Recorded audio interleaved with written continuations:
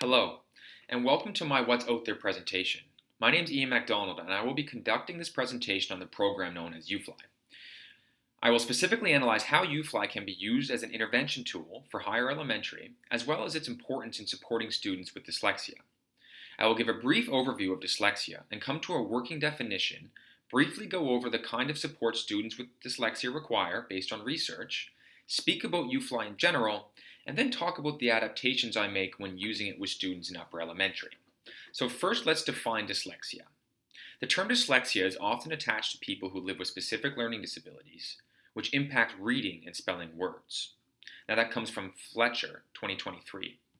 Now, there are various understandings of dyslexia in academic circles. According to Julian G. Elliott in his work It's Time to Be Scientific About Dyslexia, there are four distinct perspectives.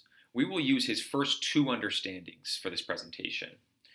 One, dyslexia as a word-level reading difficulty, and two, dyslexia as a clinically derived subgroup of poor decoders.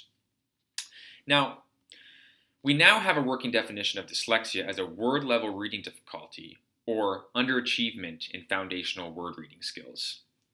Students with dyslexia live with challenges connecting phonemes to associated graphemes. Not everyone with dyslexia lives with a phonological deficit, but research suggests a correlation. So the question is, well, what kind of support should these students be receiving? Initial reading instruction is well researched, and many studies support the proponents who believe that phonics provides students with the knowledge and skills they need to read. Now, UFly is a great program to use to build students' ability to connect phonemes to the associated grapheme and improve their reading. Now, this program does work. Holly B. Lane, who is one of the creators of UFly, explores the positive effects of a systematically teaching phonemic awareness and phonics in early elementary school in the 2025 study, Effect of an Instructional Program in Foundational Reading Skills on Literacy Development of Students in Kindergarten and First Grade. The study analyzed data from 21 elementary schools. UFly was taught for 30 minutes a day in the classroom.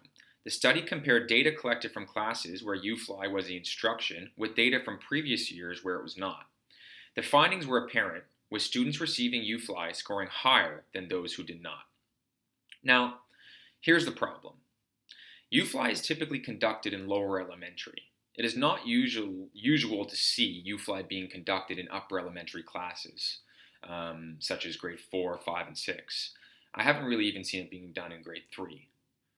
So if it's not being done on a tier 1 basis, a universal basis in the classroom, and there are students who still require this type of intervention and this type of support, well, how do we get those students that intervention? Well, the answer is using UFly as an intervention piece in upper elementary. Students with dyslexia need this kind of support, but may not be diagnosed with dyslexia until later on in elementary. Oftentimes, students don't receive the intervention necessary because we lack early screening procedures.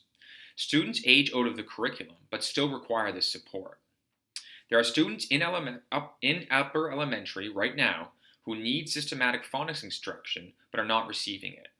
So I will now discuss how it can be modified for students in upper elementary classes. So,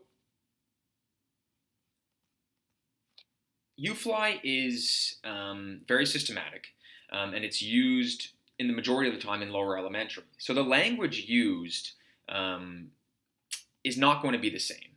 I'm going to talk about 3 different things I do differently.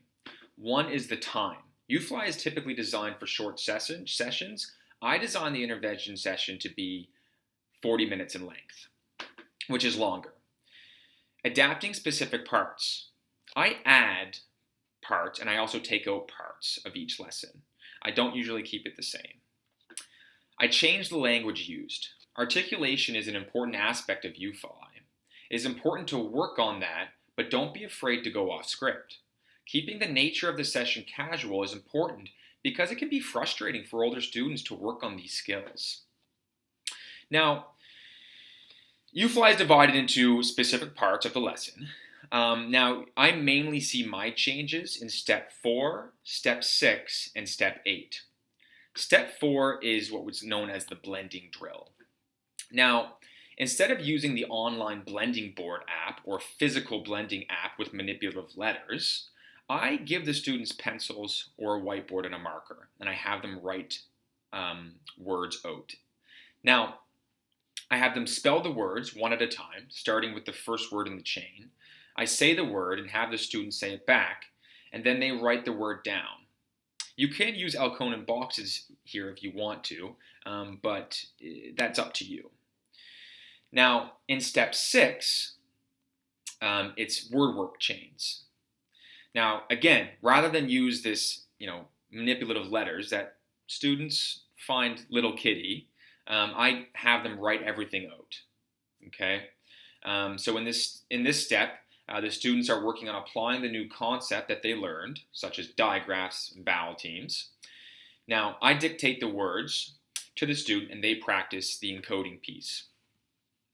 In step 8, that's all about the connected text. Now, UFly comes with connected text passages that are pretty little kiddie, so to speak. Instead of having them read the passages from this book, I always have a leveled book ready to go, whether it be from Learning AZ, Epic, any online library, or a physical book. And we'll always read that at the end of the session to apply their skills to a connected text piece. Now, there's also sentences that students are supposed to read, but instead of having them read these sentences in step 8, I have them spell them all out. So I will dictate the sentence and I will have them spell the sentence out. Always going back to correct them and say, you missed a period here, your capital here. So I am looking for how they're spelling the words and if they're applying the new concept. But I also look at the other pieces as well. Now, you can take out pieces and add pieces in, like I've demonstrated. I worked with a student earlier this year who couldn't sit for 10 minutes and do that longer piece. So I developed a program for them that included aspects of UFly. Now, for this specific student, I only used the blending and the segmenting section where I would say specific letter sounds like I, N, ch. And hopefully the student would be able to know that that is inch. And the segmenting section where I would say, can you segment the word chin? And hopefully the student would say ch, I, N, right? And I would also include maybe the visual drill as well, where I show different graphemes and they would tell me the associated sound of that grapheme. Now, students with dyslexia need this support in later in elementary. So it's very important that they still receive that support. And you can modify this for later in elementary. You can change the time, add parts out, take parts, or add parts in, and important to change the language and go off script so that they don't feel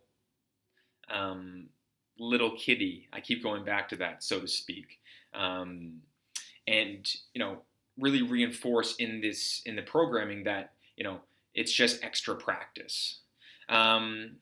That is my presentation. I hope that it was intriguing and insightful, and I hope that you use this to support students with dyslexia in later elementary classes.